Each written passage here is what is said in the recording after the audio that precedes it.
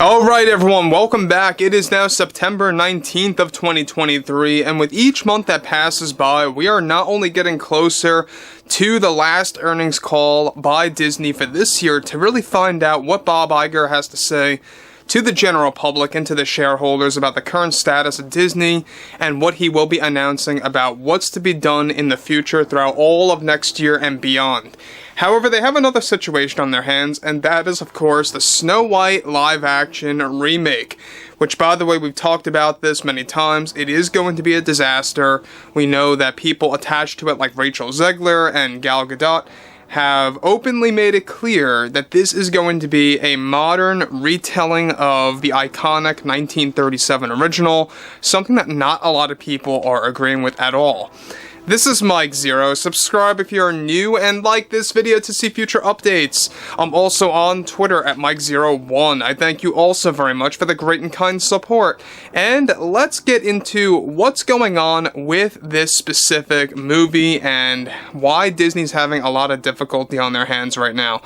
Now, the thing about Snow White is that they are really in a phase of damage control and have been for a very long time now. We already talked about how their plan A is still underway. They are doing a lot of re-edits to the film from start to finish, rearranging scenes, cutting out scenes, cutting down scenes. This is all a matter to reduce the running time and to essentially also make the movie flow a little bit better, to catch, people's interest and to keep engagement levels up, to prevent people from walking out of the theater, so to speak, and giving bad reviews. And I say there's nothing that you can do to save this movie. That's all there is to it. However, with Snow White going into much damage control by Disney, one major development has to do with the recent test screening that got severe negative feedback from screeners to the point that Disney now is in an even worse position during their re-edit phase. Specifically, one major sequence that was displayed that caught negative attention had to do with Gal Gadot singing as the evil queen when she is transforming into the old hag. There is reportedly an entire song dedicated to her while she is creating the spell to begin to appear witch-like, aka the old hag. The singing by Gal was reportedly a complete failure to screeners, with Gal's acting and singing both getting very low feedback that is now causing Disney to go into a spiral of last-minute revisions with director Mark Webb to figure out on what to do with this particular sequence.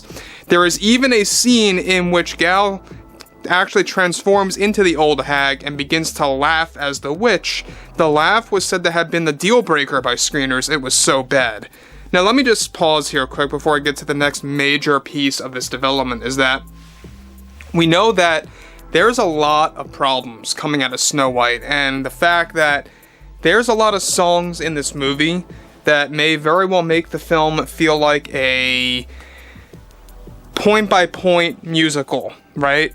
One after the other, there seems to be a song. Disney is slowly but surely removing some songs to reduce the screening time of all of the songs displayed in this movie. Now, we know that what they are attempting to do is that they do want to make this more song-focused, even more so than the 1937 original, and I'm not quite sure how that's even going to work. I mean, I know that there's a lot of songs in Snow White, don't get me wrong, but Disney is really going overboard with this one, if you had to ask me.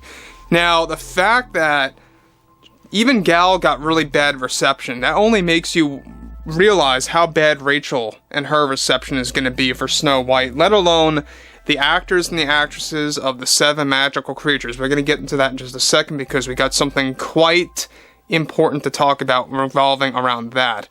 Now, again, I've said this multiple times, and I don't mean anything personally against her, but I just think that Gal is not a good actress, not a good singer, and ever since that whole cringe Imagine song by her, I don't know why she was cast in this movie. I don't know why she was chosen, let alone, I don't even know why she decided to go for this movie full and well knowing of what Disney really is all about, right? You would think that it would tarnish your career. Why would you want to go and be pretty much, attached to something like this? It's only going to follow you forever to the end of time in your career, and that's just that. So, on to the next thing. This is where things begin to unravel. quite significantly and not for the good. Alright, this is where things get even worse. So, additionally, another sequence that screeners rather were against had to do with a scene focusing on the 7 magical creatures, in which there is a scene that was displayed where all the magical creatures are having a discussion in their cabin, talking about heading into the Forbidden Forest. Snow White is with them at this point, and this is where the magical creatures begin to sing a song about the evil queen and her dark magic. There is even a shot in which the leading magical creature in the front, walking through the forest, is jumping up and down, while singing as the other creatures are circling around and dancing. The visuals are best described as coming straight out of a B-movie.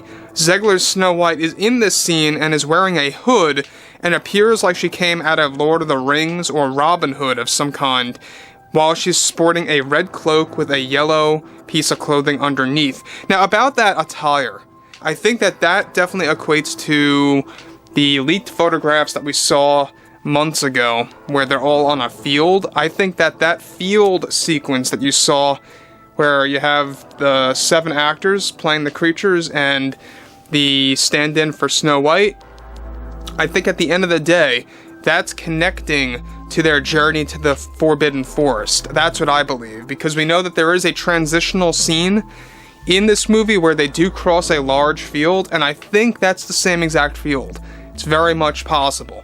So, again, I mean, this just sounds like a disaster. The fact that this whole dancing scene, where they're all dancing and singing in the Forbidden Forest, and Snow White, like I said before, appears like she's coming out of, like, Lord of the Rings or Robin Hood, appearing very much like she's... I don't even know how to explain it. It's like a mixture of multiple characters into one. The fact that this is coming across like a B-movie at times, that is not good at all. And for those of you that don't know anything about B-movies, you know, we're talking about things like low-budget, campy movies that come across as very comedic and funny unintentionally sometimes. Things like that are what it's like in Snow White 24. And whether or not that's intended, who knows? I'm sure it's not intended and it's just coming across that way to screeners. But this just goes to show you that this is definitely going to be right up there, I feel, as bad as the upcoming Aquaman 2, which, by the way, to me, that looks horrible. I don't know about you guys, but the trailer did nothing for me. It just looks so off. We'll be talking a lot more about that in the coming weeks. But what's interesting about Snow White 24 here is the fact that they don't learn, basically. They know that they have to do the right thing, and that is to Batgirl this movie. They're not going to do that, most likely. I mean, we do know that there is one condition that they will do this. We talked about this.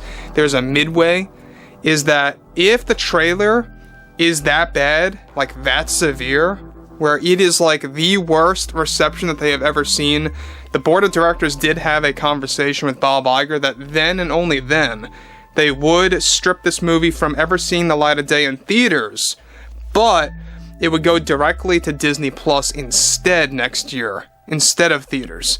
That's the game plan. Do I think that'll happen? Well, we'll have to see. I don't really quite know if that's going to happen. It all depends on the status of the trailer, and we all know how trailers can be deceiving. So anyway, guys, drop a comment below. Fill me in below in the comments what you all have to say about this. And if you guys did enjoy the content for today, make sure to drop a thumbs up on this video to support the channel, and I will catch you guys next time.